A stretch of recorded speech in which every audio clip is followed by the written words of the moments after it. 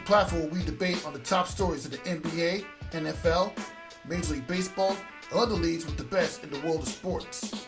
You'll also get interviews with many athletes and media talents at several basketball events, including the WNBA and college basketball. My name is Rafique Louison, and this is Nothing But That Sports. DiVincenzo finds Brunson. Great defense here by the Sixers. Brunson gets a prayer of a bounce. 2-point game. Maxey hits the deck. Hart takes it from him. Shot clock is off. DiVincenzo, no. Hartenstein with an offensive rebound. Another chance here. DiVincenzo. He's got it. The Knicks have the lead again. Their defense turning into offense. Sixers down 3. Maxey with 2, with 1. Embiid's going to have to put it up for the tie. Oh, he missed it, and that's the ball game. A flurry at the end of game 2 for the Knicks, and they win it 104-101. What an NBA playoffs we have witnessed so far. I said, welcome to this episode of Nothing But That Sports Talk. I'm Rafique Louison alongside Ryan Walker. Yeah, basketball always gets crazy. This time, from the NBA playoffs to the Jordan Brand Classic. So let's start off with the NBA playoffs as well. It's just double teams go up 2-0, and 2 playoff series with the Bucks and Pacers and the Mavs and Clippers tied at 1 game apiece.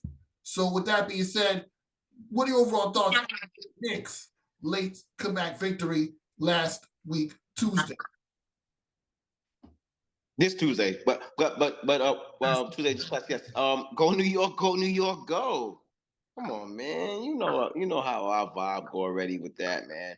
But on a serious note, it's the NBA playoffs, 1 game at a time. We're super elated. That was honestly, I hate to be a prisoner of the moment, but that probably is one of the biggest wins in Knicks playoff history. Just how the magnitude of the last 2 minutes went down. Big time win. It was riveting to watch it literally live. I watched all the Knicks and the Rangers last 2 playoff games, literally standing up for 3 hours, watching the entire game. Can't sit down. You would have thought I was Tom Thibodeau for crying out loud. But it was a great win. Oh, man, it's just so beautiful to see the New York fan base during and after the games on how happy they are with the Knicks doing good. And you know what? We deserve it, man. This fan base is so loyal, is so strong, is so proud of the Knicks.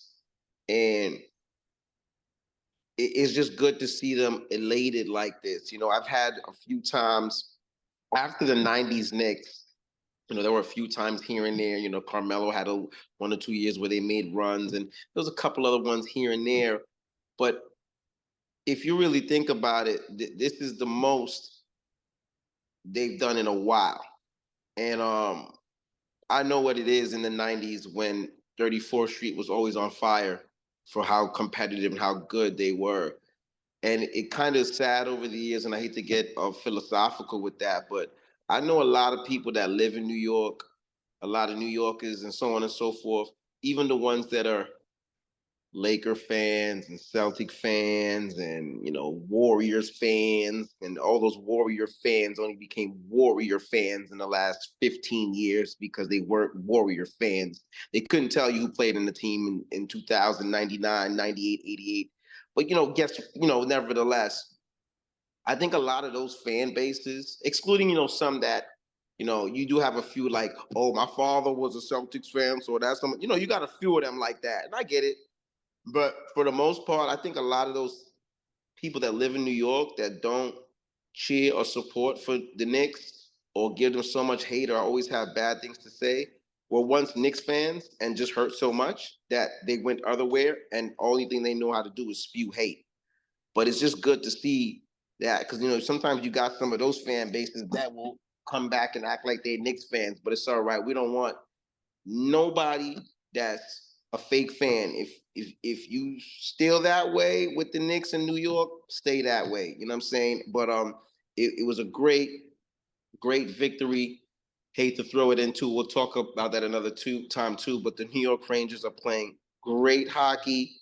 Both teams went 2-0 this weekend. Rangers are looking forward to going to Washington, D.C.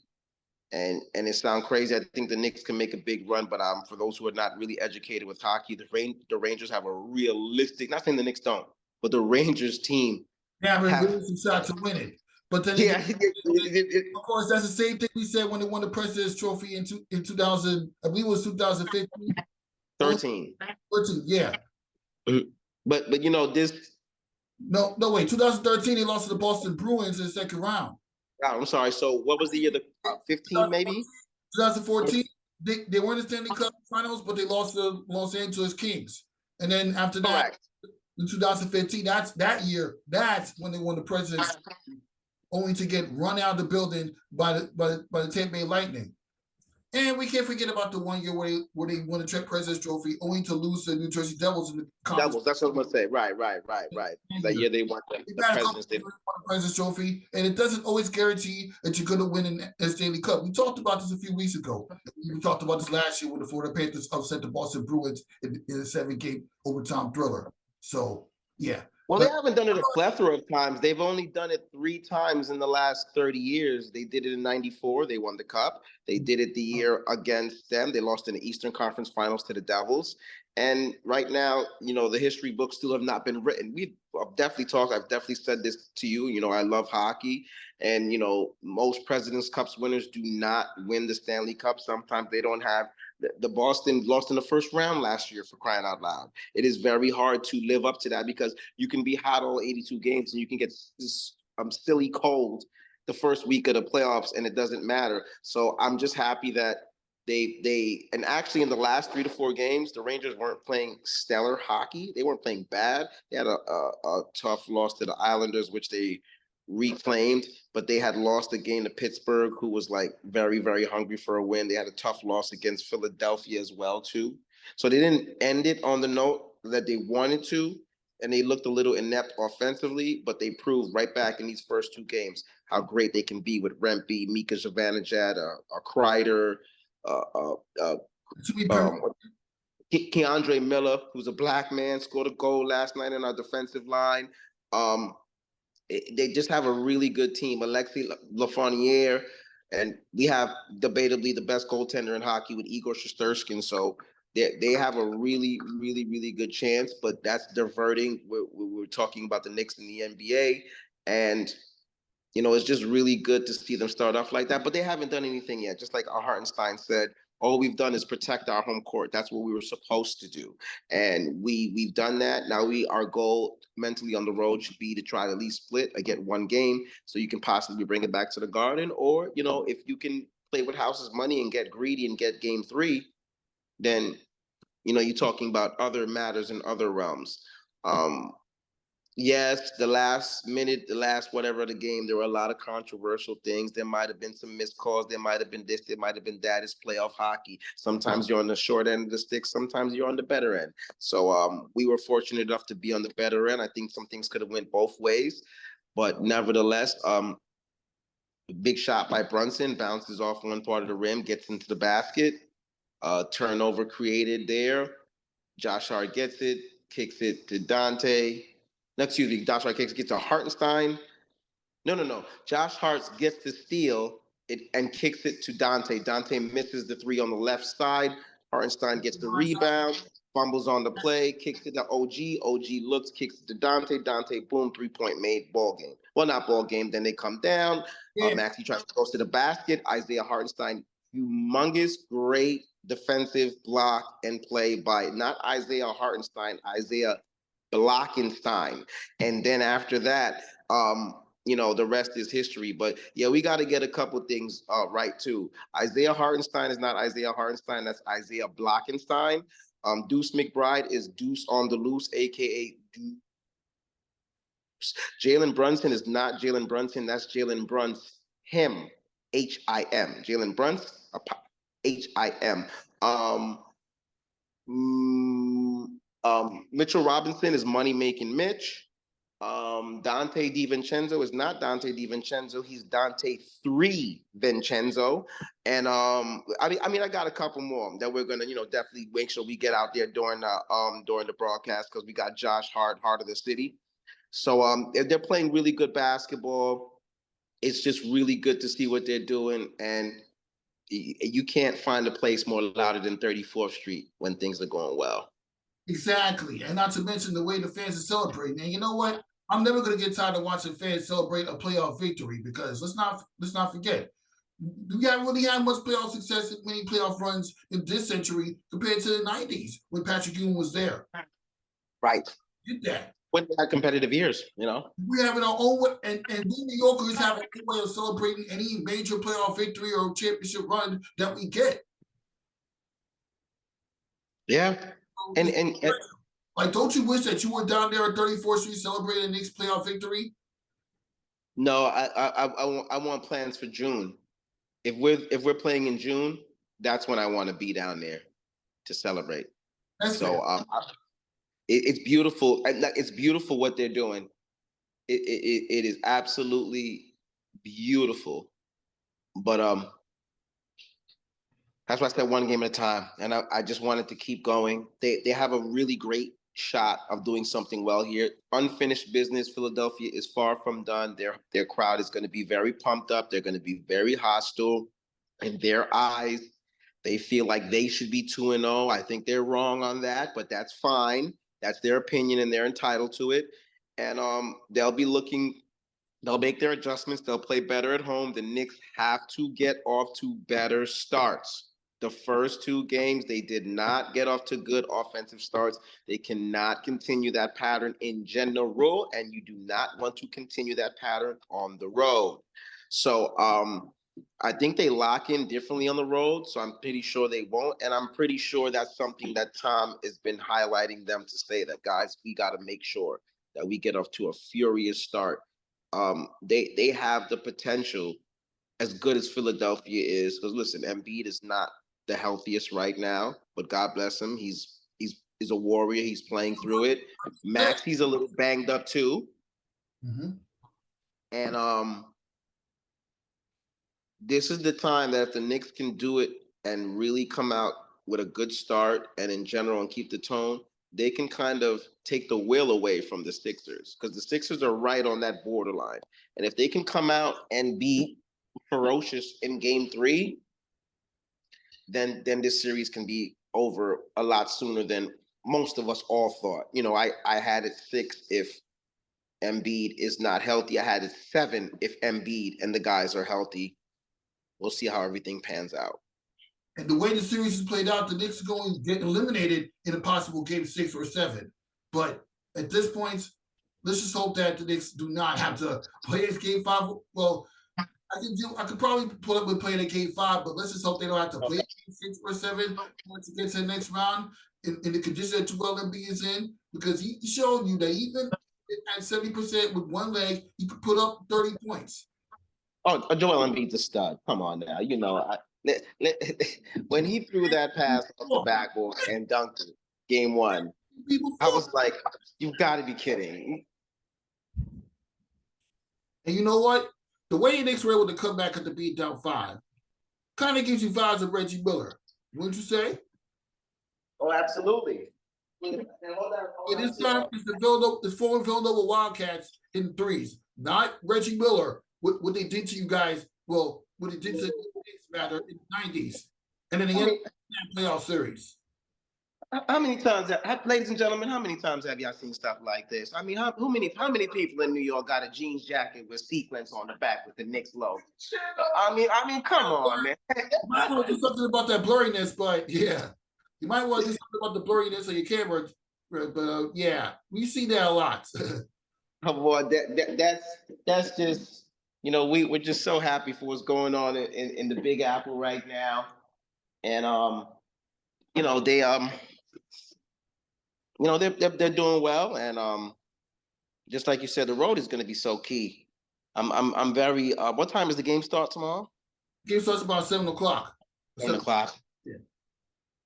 I'll I'll be here at work, but I'll make sure we have TV screens here and so on and so forth. So I'll be locked in to see what's going on with them. But I mean, like I said, like we said once again, man, this is just so amazing to see New York together. And let me tell you something that I always told people. As much as the Yankees have won 27 titles here, you know I'm a Yankee fan. I love and support the Rangers. I live in Long Island. I will support the Islanders, who have a big home game tomorrow coming back. Also 1-1. They did get a game down there in Carolina, and they're coming back to Long Island. So They choked. They blew a 3-goal lead. Are they down 0-2? Yeah. Oh, they're in trouble. They better get it together in Long Island. They better get it together. We can't save them on that one. They got to play better at home. And Carolina's always been a thorn. Carolina sent them home last year, so that they're not an easy team. But they are coming home, and they have to figure that out. And but all the New York teams, like I said, even with Mets, Giants, Jets. Let me tell you something, man. I've seen it and observed it.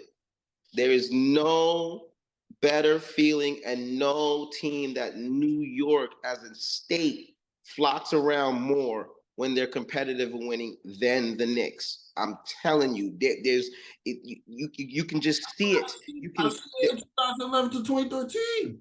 Yeah, but it's not even so much the drought.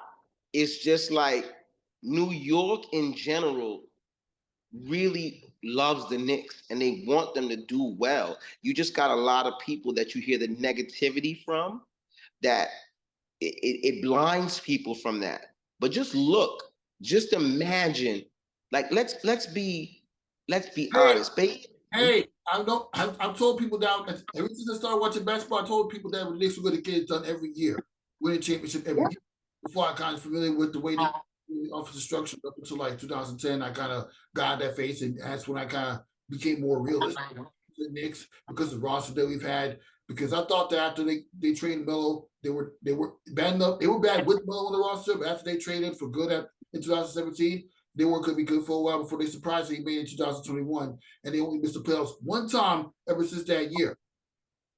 That's true. So let's just keep the faith and keep the hope alive and see what happens when they go to the city of brotherly love. Yeah, it all boils down to sustainability. Because when the Knicks were having those playoff years in 2013, after what him and blocked Melo, they weren't good ever again. They weren't good for a while. Correct.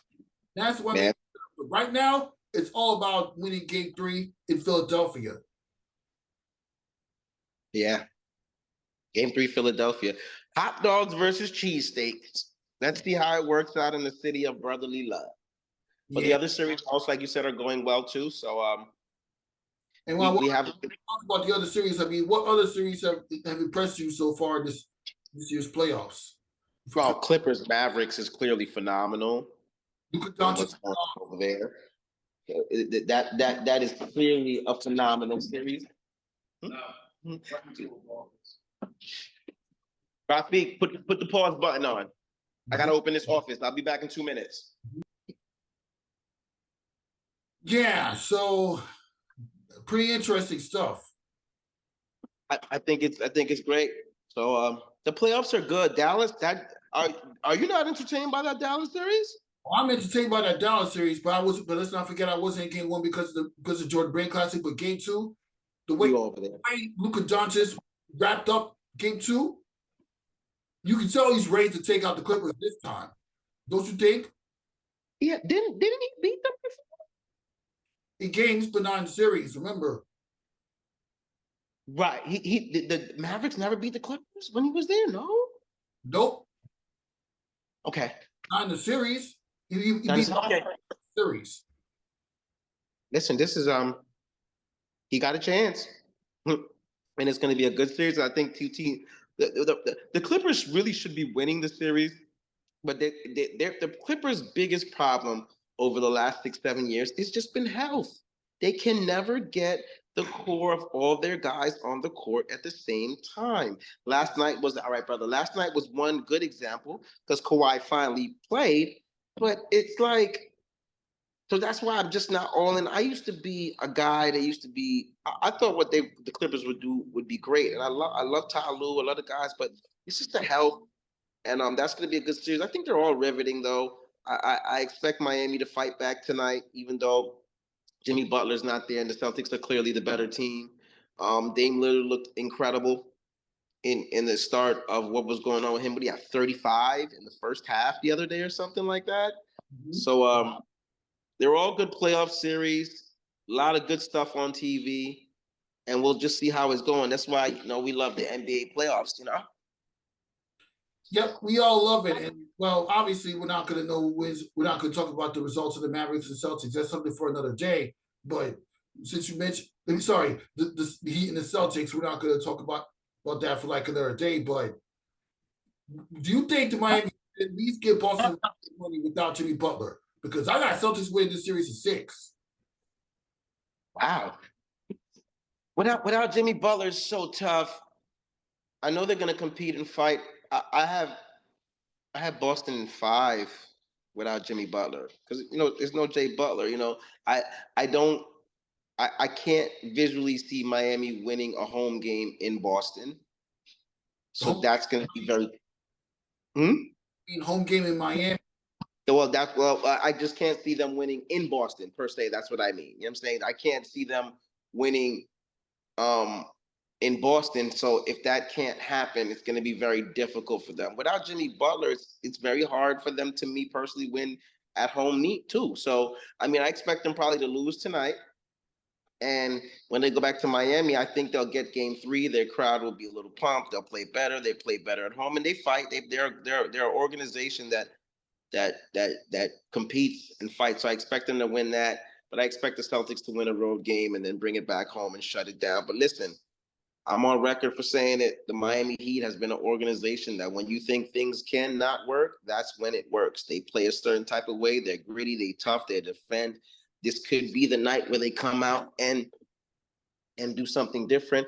And we've talked about how that when the Celtics are not making the 3-point shot, they're like a really normal team. No disrespect to Tatum or Brown because they're absolute studs. But when they're all not knocking down that perimeter shot, and all of them, Holiday, Porzingis, White, Pritchard, Horford can extend and shoot threes. They're a regular team, so we'll see what happens. Yeah, we'll see what happens. And of course, with the Milwaukee Bucks, obviously Giannis is not playing the series at least. If Milwaukee does make it to the second round, we might have to face with Giannis Antetokounmpo. Maybe not the Pacers, but the Knicks have to put up with Giannis Antetokounmpo. But here's the other end of the sword. Milwaukee don't play good defense. Without Drew Holiday after the trade with Dame Lillard, the defense has regressed a bit. They have the offense, but yeah. What is your outlook on the Celtics and Pacers series?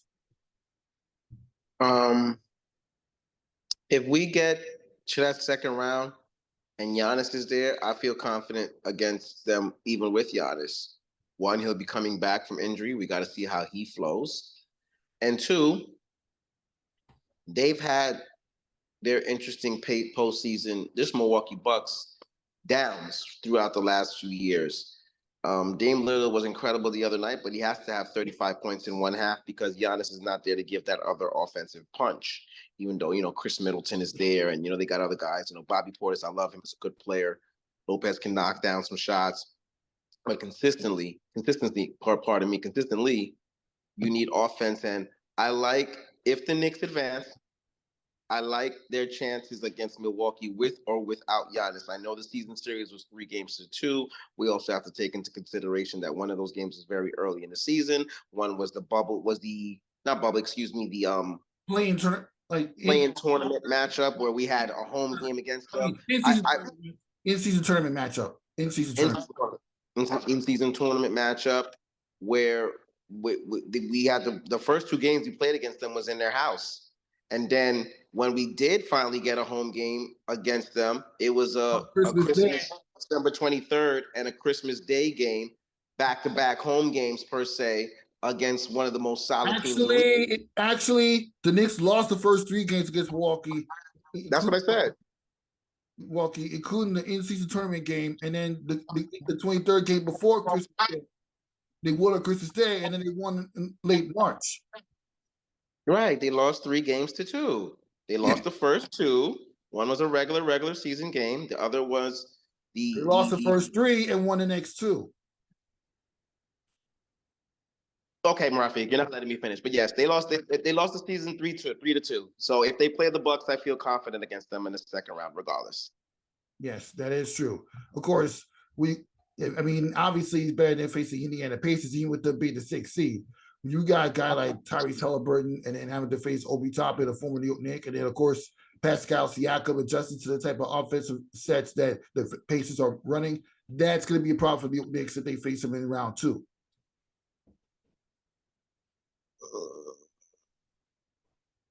I guess every team in the playoffs can beat anybody. So to me that's a foolish way to think about it. That's that Paul Reed stuff. When you think of a matchup that you think that's the favorable one, that could be the favorable loss too. The Pacers are offensively sound. They played well against the Knicks in the regular season. They've had games where they beat up on us in the regular season offensively. So there is no favorable matchup per se. I think we all need to stop doing that in sports. We all need to stop doing that. I want this matchup. No, because if you don't play well that day, then how favorable is the matchup? You know what I'm saying? So the Bucks Celtics, that makes sense for a favorable matchup because their best player, a Celtics Heat, that's a favorable matchup because their best player is not there. So that makes sense. But to think that playing the Pacers would be the better matchup for the Knicks, they thought the same thing when Carmelo was there the years when they went to the postseason and they lost. Mm-hmm. So that just needs to be knocked out of the brain for everybody. And then you give people bulletin board material. Like Reed doesn't know that we departmentalize it differently. But that's bulletin board material that he just put out there for the Knicks. Whether you're the 10th player on the team, 7th player or not, to say that you're saying things that you don't have to say. The Celtics are the number 1 seed. So it's your job as the 2, 3, 4, 5, 6, 7, and 8 seed. Well, you can't because you're the 8 seed, to try to avoid the top seed. That's just logic. So he didn't have to come out to say that, to give them bulletin board material, because that's exactly what you did, was give them bulletin board material. Like, he's a decent player, but look how crazy it is. He's important, but so not important that the times that he does get the ball, the Knicks fans were booing him crazy because we knew who he was saying it, but nobody knows who Paul Reed is. You know what I'm saying? Like, I know, but the rest of the NBA, nobody knows who Paul Reed is. So that's just the bulletin board material that he gave them. There is no favorable matchup. If they play the Pacers, there will be things they need to worry about, and if they play the Bucks, the same thing too.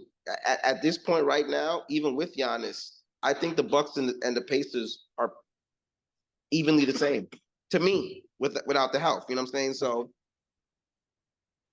Yeah, that's an interesting point. Now, on to another example of, you mentioned non-favorable matchups. How about the Lakers and the Nuggets? And, well, for the second game in a row, the Nuggets had to come back from at least a 14-point deficit minimum to defeat the Lakers, and they're the ones up 2-0, which was highlighted by Jamal Murray's game-winning shot in game 2. Can't get past that moment. And I ask you, are the Nuggets primed for another championship run? I have them winning the whole thing, so I want to say, yeah. Fair.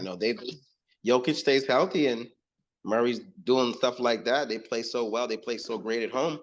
I do have them winning it again. So of course, absolutely. Only and I won't even say Murray because Murray's a big piece for them. So I don't even want to say that. If anything happens health-wise to Jokic and Murray, that changes everything. But if they stay healthy with the guys they got, the way they play basketball, they share the ball, the way they play at home, and they can win on the road, and being defending champions coming in now, they are definitely, to me, the favorite to win the whole thing again, even with how great Minnesota is playing and Anthony Edwards is showing that he's on a whole another level. And OKC being the number 1 seed, and the Celtics still there too. I think from the heart to hearts, in the world, everybody knows the Denver Nuggets are the pinnacle of who you should try to chase and want to beat in the postseason. That's why people thought it would be big with the Lakers matching up against them. The series is still far from over, but if the Lakers can do the Western Conference in a world of favor and get the Nuggets out there, that would change the whole perspective of the Western Conference. But that's a tough task. LeBron and those guys have a lot to clear up, and there probably were some things that the refs were bad on, but they need to all stop pointing fingers and relegating this and relegating that. One play here, one play there. You were up 20 points. It's your responsibility to win the game. Yeah, and it's the Lakers' bench responsibility to try to put up more points because they only got 6 points for the bench. Yeah. So it's going to take more than just the starters to do all the work. You have a bench there for a reason. The starters got tired out too quickly. I mean, we're all human beings. We're tired of anything we do in life. That's how it is. 100%. You need that bench play, especially when the playoffs shorten. You know, in the playoffs, you really only play 8 or 9 guys. I'm saying sometimes you might play 10, but the max is 9. Sometimes it's down to 8 man rotation. So when you get those subs in, you need production from the bench. That's what was so key for the Knicks the first 2 games. We've been getting really, really good bench play and role player play. So Lakers have a lot of things to work on. I'm not a Laker hater, but I know Lakers Nation has not been able to sleep too well. And it's been an interesting last 48 hours. Mm-hmm. Yeah. Very interesting. But you want to know what else is interesting? I mean, yeah, you mentioned that New York City is one of the best places for basketball players. How about the Jordan Brand Classic last Sunday? And obviously, we were sitting like literally on both sides of the watching the future of basketball come together at the Ball of Brooklyn, from Cooper Flag, Isaiah Evans, Boogie Flan, Joyce Edwards, Sarah Strong, Shaquille O'Neal's daughter. Just so much talent that we witnessed. I mean, first of all, shout out to Bianca Pierre for the stage manager and everything. And give a shout out to Aaron, Shay Days, Jaquan, and Dave Joints for all the coverage that you had with the Jordan Brand Classic. Phenomenal event, good high school vibes. Thoughts? Great event, great to be in the building. Whole Crunch Time family went. We had a nice outing to go out there and check out the young and upcoming sensations. So it was a great day to be in the building. Good basketball. Like I said, almost everybody that was important for something they do in New York City or state, whether media, announcing, coaching, scouting, basketball programs, everything was all in the building. Seen a lot of people that day that we run into all the time for this basketball wave. So it was a great event to see some of the the big time kids. I've seen 4 Dookies. Cooper, Isaiah Evans, the kid Coco. The kid what's on the Paul the fourth of the guy's name, last name Harris. That was also there for Duke as well too. So it was a great game. The ladies' game was great too. Blake's was amazing too. That 3 girls from Luha. So Long Island was in the building too. Of course, VJ Edgecombe played for the males game. Luha as well too, headed to Baylor. So it was just a great day. The Boogeyman was there, Mr. Boogie Fland, and wow, Mr. Harper was absolutely phenomenal. Made his case to say why he should be number 1 and one of the top players in the country, which he is one of the top players. But definitely, he was big time. It was a really good game. Queen from Monteverde, who was also going to Maryland. He's a force, that kid. He's an absolute force. McNeely showed why he's another one of those top kids on Monteverde as well too. I believe he's going to UConn. So a lot of great kids. Great to be in the building at Brooklyn. Besides watching the Rangers game at home, that's the only place I wanted to be for that Sunday to watch these top kids. Exactly. And it's nice to see all these top kids actually going to some of the best high schools where the games can get recognized by the public media. So this way, the recruits can actually come down to select them to play some of the best high school all-star showcases across the world. Showcase their talents. Like, well, obviously the Slam Silver Classic, the Jordan Brand Classic, the Aces Overtime Elite events.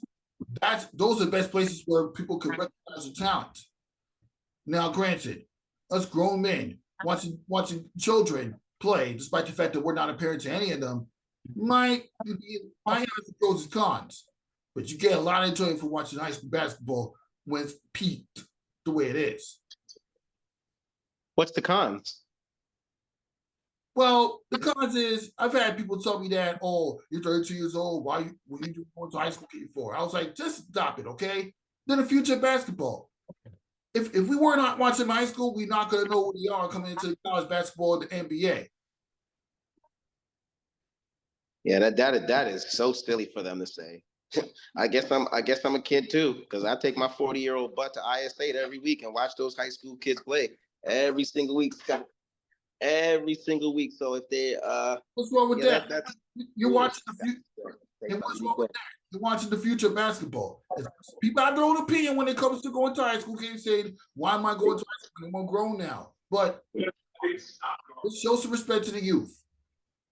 Well, that's what I think. Where that is foolish. Like you said it best, and that's what I tell them. How you gonna know what the future?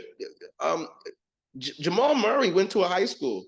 You know, like LeBron didn't go to college, but he went to high school. I'm saying, like, everybody comes from somewhere, and if you get in that, that's so foolish for people. And you know what? Some of those people that are saying that to you probably never purchased a ticket to go into a professional stadium in their life, probably can't purchase a ticket, can't afford to purchase a ticket, or don't go to do those type of things. So how can you talk about the high school kids, which is their future, could be your kid one day, or cousin or something, or nephew? They all start from somewhere. And that's the best way to see them at the beginning of the epicenter of what they're doing, because it might be very expensive for you to see Cooper Flag in 5 years, in 3-4 years. It might be very expensive for you to see Dylan Harper. It might not be $34 to get into the Barclays to see it. It might be very expensive to see McNeely and all these other kids. It might be very difficult to catch Blake's or Shaquille O'Neal's daughter or the 3 Lehigh girls for an NCAA tournament. But you got to see them right there. You know, so that is a silly mind state. Those are people that are haters that don't like basketball and just have nothing. Some people in life say things because they have nothing good to say, so they like to try to. And I'm pretty sure there's other cons that people said, but that is absolutely foolish. Patrick is 47 years old, and every week he come with me to ISA to watch high school kids. Mm-hmm. We love basketball. They come from somewhere, and a lot of those guys. I'm blessed, and a pack can agree for that too. About 30% of these pros you see right now in the league, I watch them right at ISA for free. Right at ISA. So, and the majority of the top players in the NBA, they all played in the Jordan Brand Classic. Of course. You went. Was this your first Jordan Brand Classic you went to? Because this is my first. No, I went to the one that was in the Garden 2018. Years back. Oh, okay. Years back. Was this year any different from that year? This one was because they've had years of experience. This one was just better. Everything from performances to players to environment. You got DJ Authorized, you have Cha-Ching, you have Spicy, everything. Bianca. Everything was just amazing. Cash Cobain performed. What's the young lady's name with a couple of big singles? What's that young lady's name? Lola Brooke. There it goes, Lola Brooke. Man, she was a phenomenal performer. I mean, I just like the use all she did with Bryson Taylor. That was a nice performance. And yes, yeah, he's good. He got some singles that the kids like, the culture like.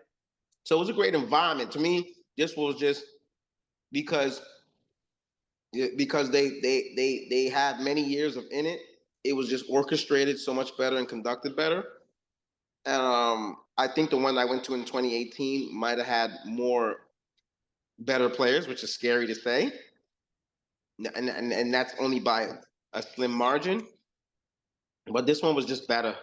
It was just better in general, and the years of growth with the Jordan Brand Classic. So, like we all said, hopefully they can keep this in New York, keep it here for a while, so they can get the outtake they wanted to take, and they keep it up like this.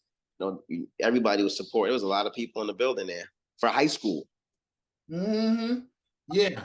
And shout out to Shantae and Beam, the fitness trainer, for actually we say the best in the future of basketball. She was there. Yeah.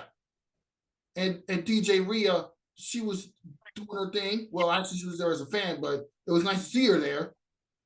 Yes. Tommy was there. But yeah, that's pretty much it. As we wrap up this episode, nothing but that. Thank you for stopping by, Ryan Walker. And Yes. always love. Be back at it tomorrow. Yep. We'll be back at it to recap New York Knicks and the Philadelphia 76ers tomorrow, or the very next episode, rather, to recap the rest of the series as we enjoy the rest of the NBA and the NHL playoffs. For Ryan Walker, Rafique Louison, we'll see you next time.